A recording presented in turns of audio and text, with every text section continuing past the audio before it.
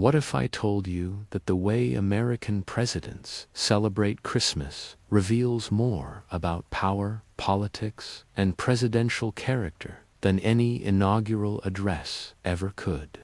That the history books focus on State of the Union speeches and military decisions, but skip over the intimate moments when the most powerful person in the world faced their first December 25th in the White House. Tonight, we're diving into the hidden traditions, the political calculations, and the deeply human moments that defined how every president, from Washington to Biden, spent that first Christmas at 1600 Pennsylvania Avenue. Over the next couple of hours, I'll walk you through the celebrations they kept private, the crises that interrupted holiday plans, and the way each president refused to use Christmas as a tool of power. If you enjoy falling asleep to the parts of history they left out, go ahead and subscribe. Hit that like button if you appreciate learning things that make you rethink everything. Now get comfortable, maybe grab some water, and let us start with something that will change how you see presidential tradition. The fact that our first president did uncelebrate Christmas in the White House at all. George Washington never spent a Christmas as president in what we now call the White House, because it didn't exist yet during his presidency. But his first Christmas as president in 1789 revealed something the textbooks conveniently omit. Christmas wasn't actually a big deal in early America. When Washington celebrated Christmas Day in New York City, that year the temporary capital, he didn't throw a party or issue proclamations. He went to church, had a modest dinner, and conducted some business correspondence. The Puritans, who had such influence over American culture, actually banned Christmas celebrations in parts of New England for decades, calling them papist excess and pagan revelry disguised as Christian tradition. Washington's reserved approach wasn't just personal preference. As the first president, he understood that everything he did would set precedent, and he was acutely aware that religious celebrations could divide the young nation. Jews, Quakers, Baptists, and other denominations either didn't celebrate Christmas or actively opposed it. So Washington kept it simple, almost businesslike, treating December 25th as a day for quiet reflection rather than public spectacle. The most notable thing he did that first Christmas was write a letter to the Hebrew congregation in Savannah, Georgia, part of his broader effort to reassure religious minorities that the new government would protect their freedom of worship. The irony is thick. While we now imagine the founders as champions of Christmas tradition, they actually navigated it with extreme caution, worried that too much celebration would make the president seem like a king with his royal festivities. John Adams, the second president, took office in 1797 and spent his first Christmas in Philadelphia, still the capital. Adams was even more reserved than Washington, shaped by his New England Puritan heritage. His diary entry for Christmas Day, 1797, makes no mention of celebration at all. He was busy dealing with the Quasi-War with France, and his Federalist Party was fracturing. Adams saw Christmas as a private matter, not a presidential one, and the idea that the president should somehow embody the nation's holiday spirit would have struck him as absurd, even vaguely monarchical. His wife Abigail was more interested in the holiday, but even she kept celebrations modest, knowing that ostentatious displays would be criticized by their political opponents as aristocratic pretension. Thomas Jefferson's first Christmas as president in 1801 was the first one actually celebrated in the new capital of Washington. The White House was barely habitable. Plasterers were still working on the walls, and the building was surrounded by mud and construction debris. Jefferson, ever the intellectual, spent part of Christmas Day working on his collection of books, which would eventually become the core of the Library of Congress. He invited a few friends for dinner, served Virginia wine, and discussed philosophy and science. What the textbooks don't tell you is that Jefferson was deeply ambivalent about Christmas. As a deist who questioned traditional Christian doctrine, he saw the holiday as wrapped up in supernatural beliefs he couldn't accept. Yet he also recognized its social value and didn't want to appear hostile to religion in a way that would cost him political support. So he threaded the needle. Private celebration, no public proclamations, and certainly no religious messaging from the presidential office. But here's where it gets interesting. While Jefferson was having a quiet Christmas dinner in the unfinished White House, he was also in the middle of negotiating the Louisiana Purchase, which would be finalized the following year.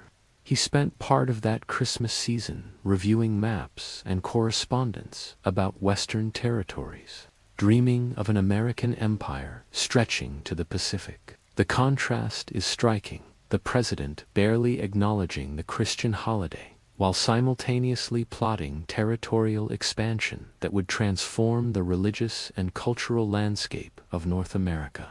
Speaking of things that don't add up, the next few presidents would continue this pattern of keeping Christmas private while using presidential power in ways that would reshape American society far more than any holiday tradition ever could. James Madison became president in 1809, and his first Christmas in office was consumed by deteriorating relations with Britain that would soon lead to the War of 1812. Madison spent Christmas Day reviewing military readiness reports and meeting with his cabinet about British impressment of American sailors. His wife Dolly was far more interested in social occasions than her husband, but even she kept Christmas celebrations relatively small. The Madisons held a reception, but it was called a winter gathering rather than a Christmas party. A careful choice of words that allowed guests of all faiths to attend without feeling excluded or compromised. This linguistic dancing around the holiday's religious nature would continue for decades. What's fascinating is that while Madison avoided making Christmas a presidential event, the holiday was slowly growing in American popular culture. Dutch immigrants in New York had brought their Sinterklaas traditions, which were evolving into the American Santa Claus. Washington Irving was writing stories that romanticized Old English Christmas customs, but none of this was happening in the White House. The gap between popular culture and presidential practice was enormous, and it tells us something crucial about early American political culture. The presidency was supposed to be Republican and modest, not the kind of institution that led cultural trends or set the tone for national celebrations. James Monroe, who took office in 1817, spent his first Christmas dealing with the aftermath of the War of 1812 and planning what would become the Monroe Doctrine. He and his wife Elizabeth held a modest dinner, invited some foreign diplomats to demonstrate American hospitality, and that was about it. Monroe was acutely aware that European monarchs made Christmas a grand state occasion. With elaborate ceremonies and public displays of wealth, he deliberately went the opposite direction, keeping celebrations small and informal. The message was clear: American presidents are not kings, and they don't celebrate like royalty. But by the time John Quincy Adams took office in 1825, something was starting to shift. Adams was the son of a president, educated in European courts, and more comfortable with formal ceremony than his predecessors. His first Christmas as president included a larger gathering at the White House, with more elaborate food and decorations. Adams's diary entry for that Christmas mentions a handsome dinner and notes that he received several gifts from well-wishers, which earlier presidents would have refused or returned to avoid any appearance of corruption. Adams was beginning to transform the presidency into a more ceremonial office, though he still kept Christmas itself relatively private. The real celebration in the Adams household was more personal. Adams loved books, and he spent part of Christmas reading and organizing his library, which rivaled Jefferson's in size and scope. Andrew Jackson's first Christmas as president in 1829 was entirely different in character. Jackson was a frontiersman, a military hero, and a man who had little patience for formal European traditions. His first White House Christmas was rowdy by previous standards. He invited wounded veterans from his military campaigns, served whiskey alongside wine, and encouraged informal conversation rather than structured social rituals. Jackson's approach to Christmas reflected his broader political philosophy. The presidency belonged to the common man, not the educated elite. But what the textbooks skip over is that Jackson's Democratic Christmas party excluded African Americans entirely, including enslaved people who worked in the White House. The celebration of American equality had very strict limits, and those limits were literally written on the guest list. The pattern becomes clear across these early presidencies. Christmas was kept deliberately small and private because presidential power itself was supposed to be constrained and modest.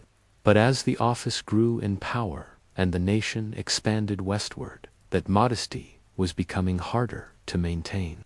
While Jackson was hosting veterans at the White House, he was also forcing Native American tribes off their ancestral lands, using presidential authority in ways that would have horrified the founders. The quiet Christmas dinners masked the reality of expanding executive power. And by the time we get to the mid-19th century, that contradiction would become impossible to ignore. Martin Van Buren's first Christmas as president in 1837 came during an economic catastrophe. The Panic of 1837 had crashed the economy, banks were failing, and unemployment was soaring. Van Buren, who had a reputation for elegant living, faced a political dilemma. Should he celebrate Christmas in traditional style and look callous to suffering Americans? Or should he cancel celebrations and look weak? He chose a middle path, hosting a modest reception, but making sure newspapers reported that he donated money to charity and visited poorhouse residents during the Christmas season. This was, perhaps, the first time a president deliberately used Christmas for public relations purposes, crafting a media narrative around his holiday activities to shore up political support. What's remarkable is how calculated it all was. Van Buren's staff leaked stories to friendly newspapers about the president's charity work, while glossing over the fact that he still served expensive wines and French cuisine at his White House reception. The performance of presidential compassion was becoming more important than actual policy changes, a pattern that would only intensify over the next 2 centuries. Van Buren's critics accused him of hypocrisy, and they weren't entirely wrong. But he had discovered something important. Christmas could be a tool for shaping public opinion about presidential character. William Henry Harrison died just a month after his inauguration in 1841, so he never experienced a Christmas as president.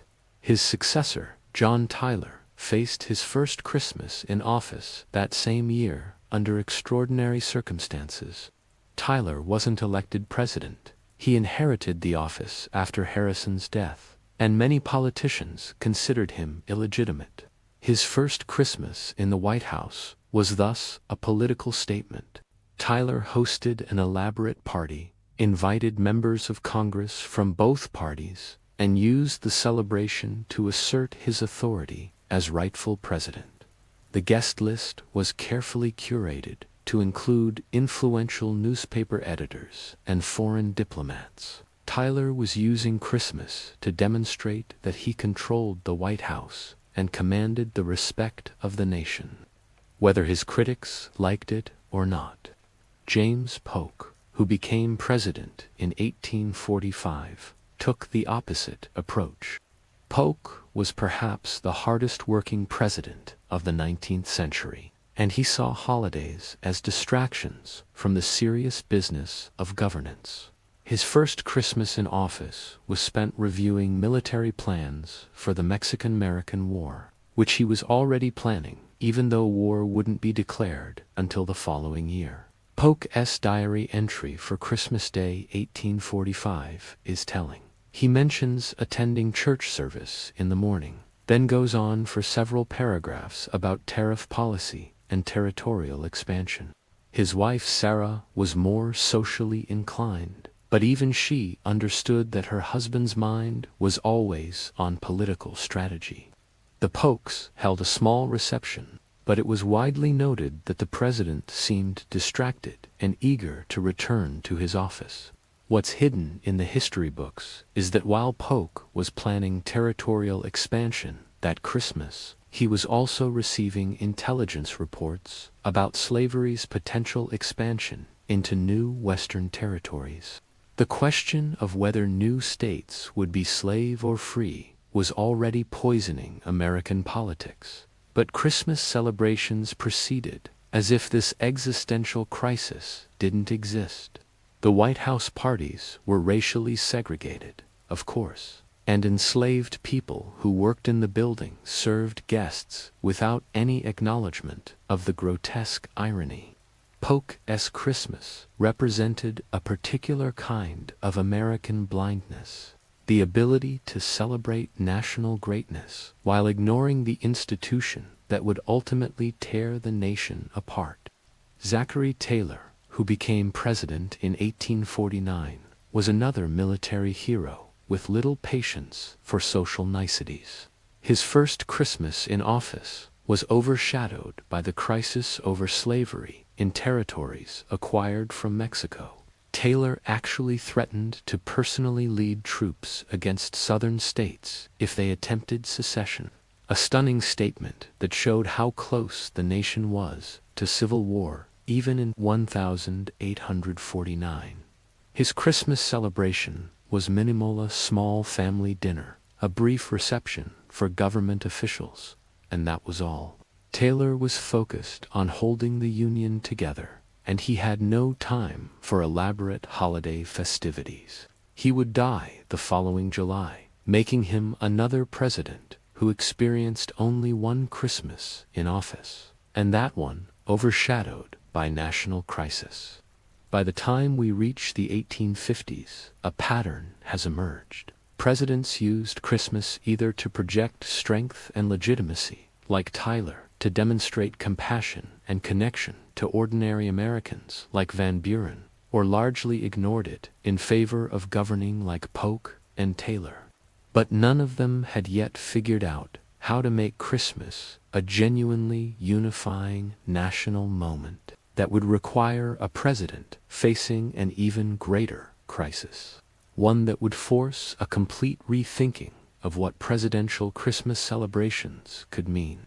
Abraham Lincoln's first Christmas as president in 1861 came during the darkest days of the Civil War. The Union had suffered humiliating defeats. The Confederate States seemed to be gaining international recognition, and Lincoln himself was being savaged in the press as incompetent and indecisive. That Christmas Day, Lincoln spent hours at the War Department, reviewing casualty reports and discussing strategy with his generals. He attended church with his wife Mary, but the service was somber, with prayers for the wounded and dying. The White House held no public reception that year. How could it? But what the textbooks don't emphasize enough is what Lincoln did privately that Christmas. He wrote personal letters to mothers who had lost sons in battle, a practice he would continue throughout the war. He visited wounded soldiers in Washington hospitals, sitting at bedsides and listening to men describe their injuries and fears. Lincoln understood that the presidency had evolved beyond the modest Republican office imagined by the founders. It had become a symbol of national unity and purpose, and how he spent Christmas sent a message about what he valued and where his priorities lay. By choosing to spend Christmas with the wounded rather than hosting elaborate parties, Lincoln was making a political statement as powerful as any speech. Mary Todd Lincoln had different ideas about how the president should observe Christmas. She wanted to maintain some normalcy for their children, to show that life continued despite the war. She insisted on decorating the White House with evergreen garlands and hosting a Christmas dinner for family and close friends. The compromise between Abraham's somber duty and Mary's desire for normalcy created a new template for presidential Christmas: private family celebration combined with public acts of compassion and service.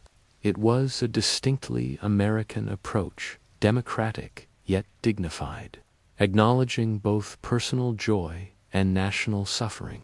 Andrew Johnson, who became president after Lincoln's assassination in 1865, faced his first Christmas in office that same year. The war was over, but Reconstruction was just beginning, and Johnson was already battling with radical Republicans over the terms of Southern readmission to the Union.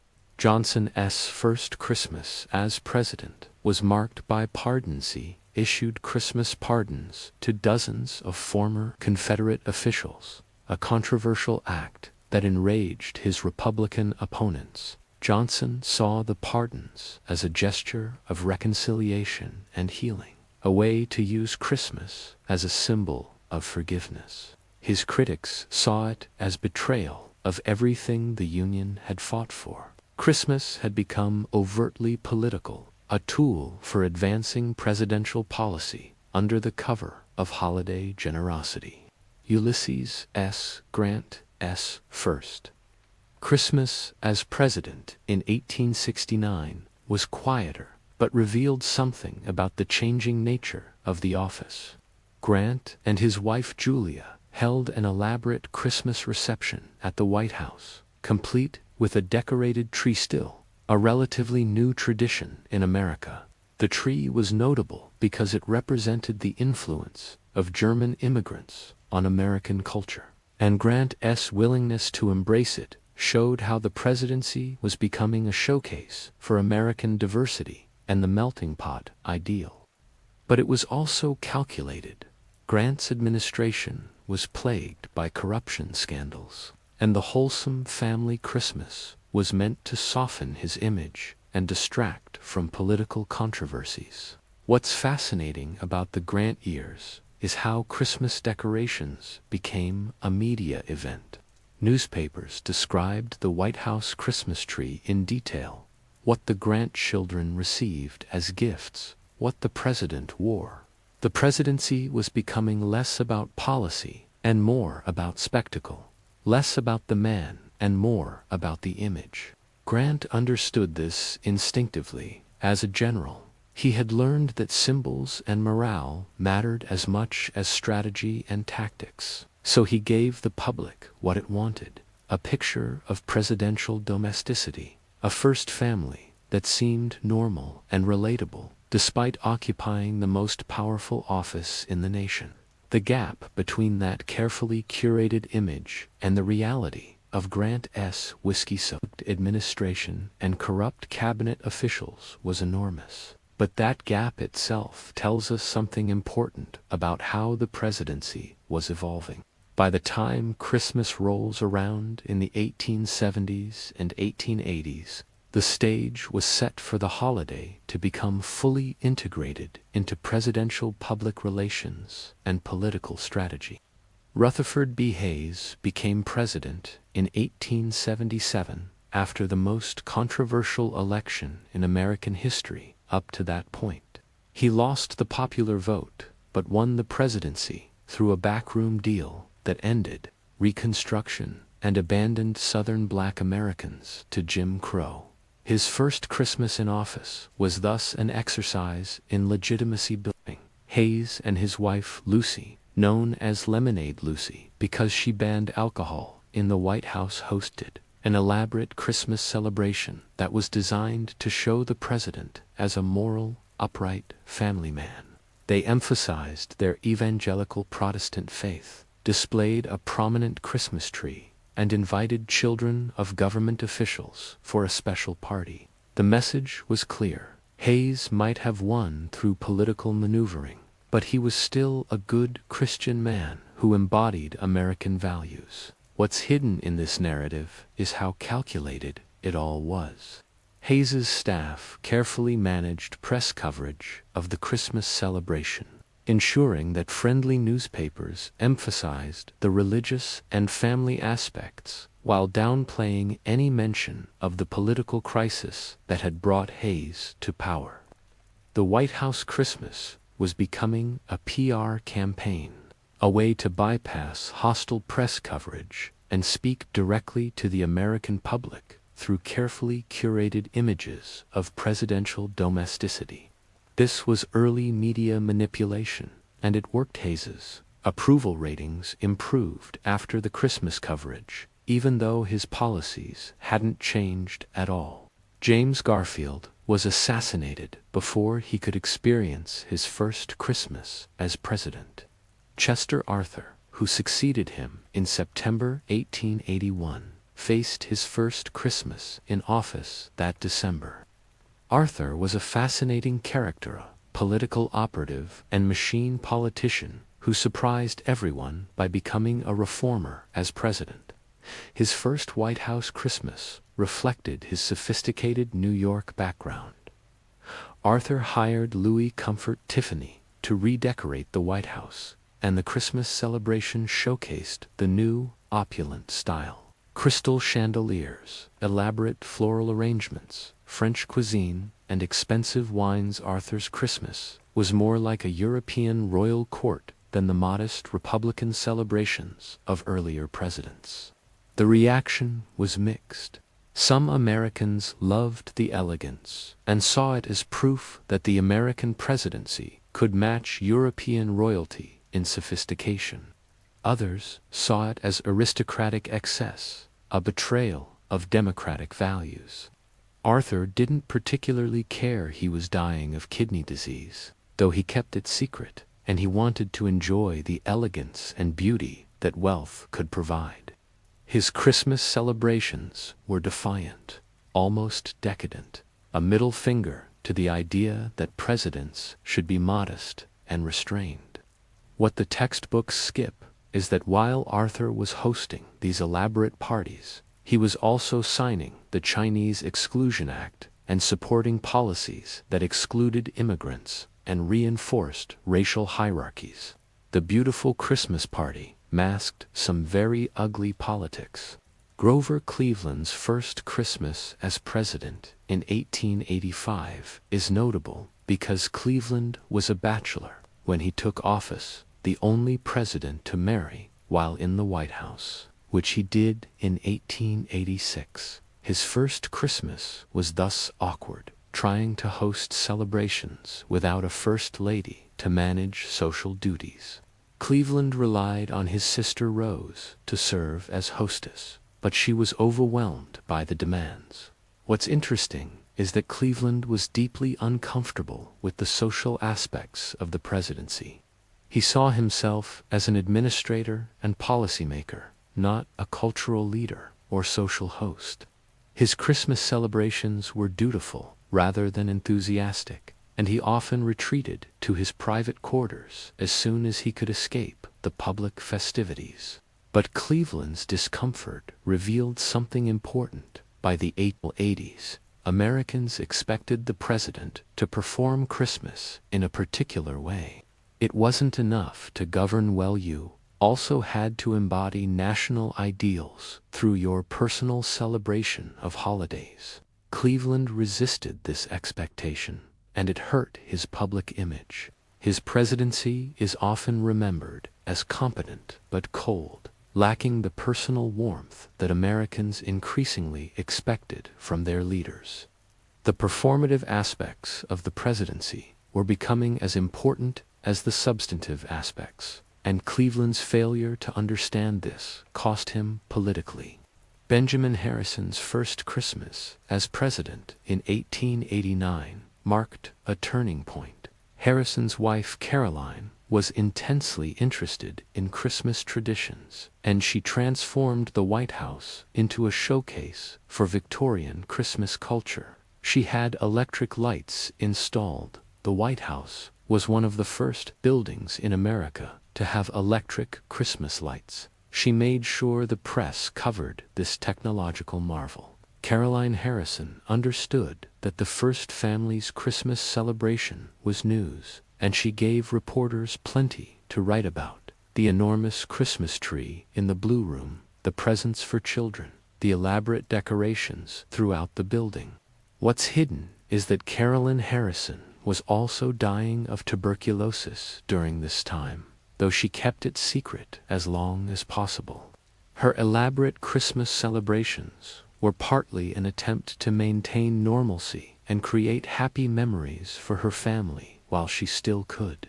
The poignancy of this dying woman creating beautiful celebrations for others adds a human dimension that the newspaper coverage of the time completely missed. They saw spectacle and tradition.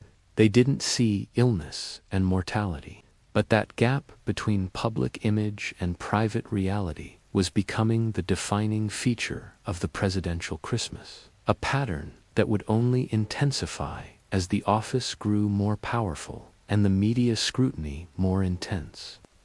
William McKinley's first Christmas as president in 1897 came during a period of rapid American industrial expansion and growing international power. McKinley and his wife Ida hosted a traditional Christmas celebration, but what's rarely discussed is how McKinley used the holiday to court political allies and advance his agenda. He invited senators and congressmen to private Christmas dinners where policy was discussed alongside dessert. The line between social celebration and political maneuvering had completely blurred.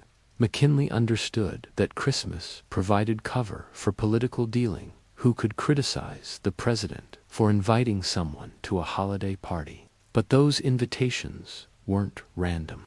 They were strategic, designed to build coalitions and advance McKinley's legislative priorities. Ida McKinley was an epileptic, something the White House went to great lengths to hide from the public. During Christmas celebrations, the president would sit next to his wife and place a handkerchief over her face if she began having a seizure, then quietly remove it when the seizure passed, as if nothing had happened. Guests were expected to pretend they noticed nothing unusual. This elaborate charade reveals how much energy went into maintaining the image of presidential normalcy, even when the reality was quite different. The McKinley Christmas celebrations looked perfect in newspaper accounts, but they were carefully managed performances designed to hide disability and illness. Theodore Roosevelt's first Christmas as president in 1901 was revolutionary in several ways. Roosevelt became president after McKinley's assassination in September, and by December, he had already begun transforming the office into something far more activist and energetic. Roosevelt's first White House Christmas was chaotic, energetic, and utterly different from his predecessors. His 6 children ran wild through the building, sliding down banisters and playing hide-and-seek in staterooms. Roosevelt himself led them in games and roughhousing, creating a spectacle of presidential fatherhood that Americans found simultaneously charming and slightly alarming. But what's rarely mentioned is that Roosevelt deliberately cultivated this image. He understood that the press loved stories about his children, and he gave reporters access to family moments that previous presidents would have kept strictly private. Roosevelt was creating the modern celebrity presidency, where the president's family life was public entertainment. His Christmas celebrations were covered in newspapers across the country, with detailed descriptions of what the Roosevelt children received as gifts and how they spent Christmas Day. This marked a fundamental shift. The presidency was no longer just a political office, but a source of ongoing public fascination and cultural influence. What the textbooks often skip is that while Roosevelt was charming America with stories of his family Christmas, he was also exercising presidential power in unprecedented ways. He had just begun his trust-busting campaign against monopolies, was expanding American imperial power in Latin America, and was laying the groundwork for the Panama Canal. The cuddly family man image coexisted with ruthless political calculation and the aggressive exercise of executive power. Roosevelt understood that appearing relatable and human through Christmas celebrations gave him political capital to spend on controversial policies. William Howard Taft's first Christmas as president in 1909 suffered by comparison to Roosevelt's energetic celebrations. Taft was overweight, serious-minded, and uncomfortable with the performative aspects of the presidency. His Christmas celebrations were formal and somewhat stiff, lacking the spontaneity and fun of the Roosevelt years. The press coverage was polite but unenthusiastic. Americans had grown accustomed to presidential Christmas as entertainment, and Taft couldn't or wouldn't deliver. His wife, Nellie, tried to compensate by organizing elaborate decorations and social events, but it wasn't enough. The contrast with Roosevelt was inevitable and unflattering. What's interesting is that Taft was probably a more careful and thoughtful president than Roosevelt in many ways, but he lacked Roosevelt's instinct for public relations. His Christmas celebrations reflected this deficit. They were dignified and appropriate, but they didn't capture public imagination or generate positive press coverage. Taft's presidency is often considered a failure. But part of that failure was simply that he didn't understand how to perform the presidency for a public that increasingly expected entertainment alongside governance. By the time Woodrow Wilson took office in 1913, the template was clear. Presidential Christmas had to be both genuinely celebratory and carefully managed for public consumption. Woodrow Wilson's first Christmas as president in 1913 was the last peaceful Christmas the world would know for years. Wilson and his wife Ellen hosted traditional celebrations, but Wilson himself was focused on implementing his progressive agenda: tariff reform, banking regulation, and antitrust enforcement. What's rarely discussed is that Wilson was deeply religious. A Presbyterian minister's son who took Christmas's spiritual significance seriously. He attended church services on Christmas Day and insisted that celebrations not become too commercialized or frivolous. Wilson saw Christmas as a time for reflection and rededication to Christian values, and he used his position to advocate for a return to the holiday's religious roots. But by Christmas 1914, everything had changed. World War I had begun in Europe, and Wilson's second Christmas as president was overshadowed by the European catastrophe. Wilson spent that Christmas trying to position America as a neutral mediator, even as he recognized that neutrality might not be sustainable. The contrast between the first and second Christmas revealed how quickly presidential priorities could shift, how national crisis could overwhelm personal celebration. This pattern would repeat throughout the 20th century. Christmas would serve as a marker for how much had changed, how much worse things had gotten, how far from peace and prosperity the nation had drifted. Warren Harding's first Christmas as president in 1921 came during a period of exhaustion and disillusionment. After World War I, Harding promised a return to normalcy, and his Christmas celebration embodied that promise. He and his wife Florence hosted parties that were deliberately old-fashioned, harking back to pre-war traditions. There was nothing innovative or modern about Harding's Christmas. It was a conscious attempt to recreate the past, to pretend that the war hadn't fundamentally changed American society. The celebrations included traditional carol singing, gift exchanges, and church services, all designed to suggest that America could simply resume its pre-war innocence. What the history books often gloss over is that Harding's administration was spectacularly corrupt. Even during that first Christmas season, the Teapot Dome scandal was already unfolding, though it wouldn't become public for another year. Harding himself was overwhelmed by the demands of the presidency and sought escape in poker games, whiskey, and extramarital affairs. His Christmas celebrations were part of the performance of normalcy, a way to distract from the rot at the center of his administration. The gap between the wholesome public image and the corrupt private reality was enormous. Calvin Coolidge became president after Harding's sudden death in 1923, and his first Christmas in office that December was marked by personal tragedy. Coolidge's younger son, Calvin Jr., had died in July from an infected blister that developed into septicemia.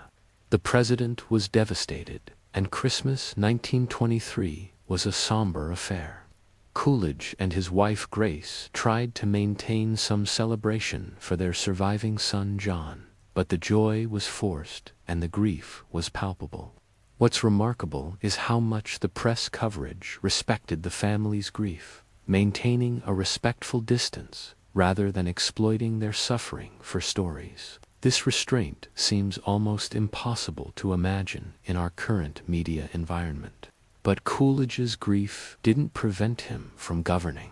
Even that first painful Christmas, he was working on economic policy and meeting with advisors. Coolidge believed in limited government and thought the president's job was mostly to stay out of the way of business and economic growth. His Christmas celebrations reflected this philosophy. They were simple, private, and didn't involve elaborate displays of presidential power or cultural leadership. Coolidge represented a last gasp of the old-style, modest presidency before the Depression and World War II would transform the office forever. Herbert Hoover's first Christmas as president in 1929 came just 2 months after the stock market crash that began the Great Depression. Hoover was still optimistic that the economy would recover quickly, and his Christmas celebration reflected that misplaced confidence. He and his wife Lou hosted elaborate parties and assured guests that prosperity was just around the corner. The disconnect between the president's optimism and the growing economic catastrophe would come to define Hoover's failed presidency. By the following Christmas, with the Depression deepening and unemployment soaring, Hoover's celebrations would become smaller and more desperate. But that first Christmas, he still believed he could manage the crisis without dramatic government intervention. Franklin Roosevelt's first Christmas as president in 1933 came during the depths of the Great Depression. 1 in 4 Americans was unemployed. Banks had failed across the country, and the nation was desperate for leadership and hope. Roosevelt understood that his Christmas celebration would be scrutinized for signs of how he viewed the crisis and what kind of leader he would be. He and Eleanor chose to emphasize service and compassion. They held a small family celebration but spent much of Christmas Day visiting hospitals, orphanages, and soup kitchens. Roosevelt made sure photographers captured him interacting with the poor and suffering, creating powerful images of presidential empathy. But what's often missed in the Roosevelt Christmas narrative is how calculating it all was. Roosevelt was a master of public relations, and he understood that Christmas provided unmatched opportunities for crafting his public image. The visits to hospitals weren't spontaneous acts of charity, they were carefully planned photo opportunities designed to show Roosevelt as a caring, compassionate leader who understood ordinary American struggles. This doesn't mean the compassion was fake, but it was certainly strategic. Roosevelt was using Christmas as a political tool while simultaneously creating genuine moments of connection with suffering Americans. Eleanor Roosevelt transformed the role of First Lady, partly through how she handled Christmas. She wrote a syndicated newspaper column called My Day that often described White House Christmas preparations and celebrations in intimate detail. Eleanor used Christmas to advance her social and political agenda, highlighting the plight of the poor, advocating for civil rights, and promoting her vision of social justice. Her Christmas columns were read by millions of Americans who saw her as a voice for progressive values. The First Lady's Christmas activities were becoming as politically significant as the President's. Harry Truman's first Christmas as president in 1945 came just months after the end of World War II and the atomic bombings of Hiroshima and Nagasaki. Truman had been thrust into the presidency by Roosevelt's sudden death in April, and by Christmas he was grappling with the moral weight of having ordered the use of nuclear weapons. That first Christmas was marked by both celebration, the war was over, and deep unease about the atomic age that had just begun. Truman attended church services and spent time with his family, but he was haunted by the decisions he'd been forced to make. What the textbooks don't emphasize enough is that Truman's first Christmas as president was also the first Christmas of the Cold War. The alliance with the Soviet Union was already fracturing, and Truman was receiving intelligence reports about Soviet intentions that alarmed him deeply. Even as Americans celebrated peace, Truman was preparing for a new kind of conflict, one that would define his presidency and shape the next half-century of American history. The Christmas celebration was a brief interlude in what Truman understood would be a long, difficult struggle. Dwight Eisenhower's first Christmas as president in 1953 came during the Korean War, which was winding down but still killing American soldiers. Eisenhower, a military hero who had commanded Allied forces in Europe during World War II, spent much of that Christmas thinking about troops serving overseas. He sent Christmas messages to soldiers in Korea, visited wounded veterans at Walter Reed Hospital, and made military families a focus of his holiday activities. Eisenhower understood the power of presidential attention. A Christmas message from the president could boost morale and remind soldiers that their service was appreciated. But Eisenhower also used Christmas to project an image of American normalcy and prosperity during the Cold War. His celebrations emphasized consumerism and abundance, creating a contrast with the Soviet Union, where consumer goods were scarce and Christmas was officially suppressed. The Eisenhower Christmas became a Cold War weapon, a demonstration that capitalism could provide material prosperity and personal freedom that communism couldn't match. The White House Christmas tree, the gifts, the elaborate decorations, all of it served a political purpose beyond simple celebration. John F. Kennedy's first Christmas as president in 1961 was the first fully televised presidential Christmas. Kennedy understood the power of television, better than any previous president, and he used it to craft an image of youthful, energetic leadership. The Kennedy family Christmas was photographed and filmed extensively, with images of the young president and first lady with their small children capturing the nation's imagination. Carolyn and John Jr. opening presents, playing in the snow, attending church with their parents. These images were carefully curated to present the Kennedys as the perfect American family. What's rarely discussed is how much stagecraft went into creating these supposedly candid family moments. The Kennedy team controlled access to the family, determined which photographers could shoot which events, and managed the release of images to maximize positive coverage. The reality of the Kennedy marriage, Jack's serial infidelities, Jackie's struggles with depression, was carefully hidden behind the beautiful Christmas images. The gap between image and reality had never been wider, but it worked politically.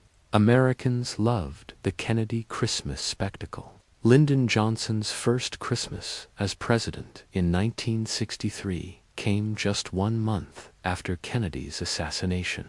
The nation was still in shock and mourning, and Johnson faced the delicate task of honoring Kennedy's memory while establishing his own presidential identity. Johnson's Christmas celebration was deliberately subdued, respecting the national mood while trying to provide some sense of continuity and hope. Johnson lit the national Christmas tree and delivered a message emphasizing healing and unity, but the sorrow of Kennedy's death hung over everything. What's often missed is how Johnson used that first Christmas to begin consolidating political power. He invited key members of Congress to private Christmas gatherings, where he lobbied for support on civil rights legislation and his war on poverty programs. Johnson was a master legislative tactician, and he understood that the Christmas season provided opportunities for informal relationship building that could pay dividends when tough votes came up. The Christmas festivities were also political strategy sessions, blending celebration with the relentless pursuit of legislative goals. Richard Nixon's first Christmas as president in 1969 came during the Vietnam War, which was tearing the nation apart. Nixon spent that Christmas at his compound in San Clemente, California, trying to project an image of presidential serenity despite the war and growing protests. Nixon's Christmas messages emphasized peace and reconciliation, even as he was secretly planning the expansion of bombing in Cambodia. The disconnect between Nixon's peaceful Christmas rhetoric and his actual war policies was jarring, though it wouldn't become fully apparent until later. What the declassified records reveal is that Nixon spent much of that Christmas season on the phone with Henry Kissinger, discussing Vietnam strategy and the Paris peace talks. Nixon's public face was all about peace on earth and goodwill toward men, but his private conversations were about how to achieve peace with honor through military force and diplomatic pressure. The duality of Nixon's presidency, the public persona versus the private paranoia and calculation, was already visible in that first Christmas, for those who knew where to look. Gerald Ford's first Christmas as president in 1974 came during the aftermath of Watergate and Nixon's resignation. Ford had pardoned Nixon in September, a deeply controversial decision that cratered his approval ratings. By Christmas, Ford was trying to heal the nation's wounds while dealing with a struggling economy and ongoing international crises. His Christmas celebration emphasized simplicity and honesty, a deliberate contrast with the Nixon years. Ford and his wife Betty hosted modest gatherings and made a point of being accessible and down-to-earth. What's interesting is that Ford's ordinariness was both his strength and his weakness. Americans appreciated his decency and straightforwardness, But they also wondered whether he was up to the job of leading the nation through difficult times. His Christmas celebrations reflected this ambivalence. They were pleasant and unobjectionable, but not particularly inspiring or memorable. Ford's presidency was, in many ways, a holding pattern, a necessary transition between the trauma of Nixon and whatever would come next. Jimmy Carter's first Christmas as president in 1976 was an attempt to restore morality and honesty to the presidency after the scandals of the Nixon and Ford years. Carter, a born-again Christian, took the religious aspects of Christmas seriously and made them central to his celebration. He and Rosalind attended church services, hosted a White House prayer breakfast, and emphasized the spiritual meaning of the holiday. Carter was trying to demonstrate that the presidency could be both powerful and humble, that Christian values could guide American policy.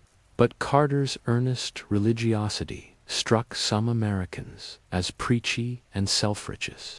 The elaborate Christmas displays at the White House were scaled back in favor of simpler decorations that Carter felt were more appropriate given the nation's economic struggles. This fit Carter's overall approach to the presidency. He wanted to downsize expectations and restore modesty to the office.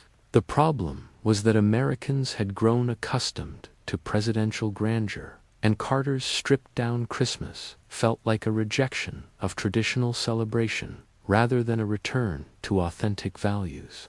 Ronald Reagan's first Christmas as president in 1981 marked a dramatic shift. Reagan was a showman, a former actor who understood spectacle and symbolism. His first White House Christmas was elaborate, traditional, and unapologetically grand. Reagan and Nancy restored the lavish decorations that Carter had removed, hired professional designers to create spectacular displays, and made the White House Christmas a showcase for American prosperity and optimism. The message was clear. The era of limits and lowered expectations was over, and America was back. What's often overlooked is how Reagan used Christmas to advance his political agenda. His Christmas messages emphasized traditional values, religious faith, and American exceptionalism, themes that resonated with his conservative base. But Reagan also used the holiday to soften his image. He was pushing controversial economic policies that critics called cruel and heartless. So the warm, grandfatherly figure celebrating Christmas with his family provided useful political cover. The Reagan Christmas was both genuine celebration and sophisticated political communication. George H.W. Bush's first Christmas as president in 1989 came during a period of extraordinary global change. The Berlin Wall had just fallen, the Cold War was ending, and the world order that had defined international politics since World War II was collapsing. Bush spent that Christmas thinking about how to manage the transition from Cold War to whatever would come next. His celebration was traditional. Bush was a traditional man from a traditional background, but the sense of living through a historic turning point infused everything.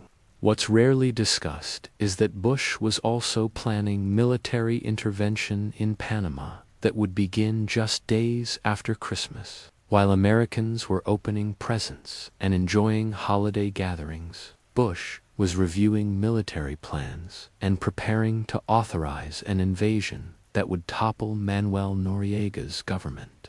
The disconnect between the peaceful Christmas celebration and the violent military action was stark.